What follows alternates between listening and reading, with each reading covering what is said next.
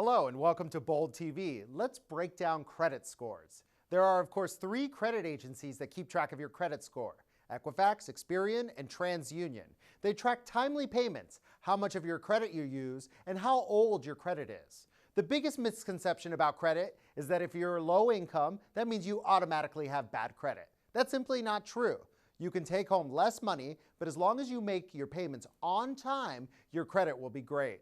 Open up a credit card, use a little bit of it every month, and pay your balance on time every single month. And if you do have a low credit score, right now is the perfect time to get started. Start making payments on time as much as you can.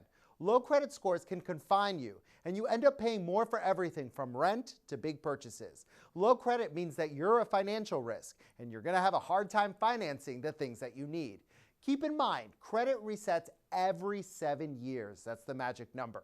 So if you're struggling in your early 20s, you could have clean credit by the time you go to buy a house and start a family. But life comes at you fast, so don't depend on the reset. You never know when you're going to need some credit.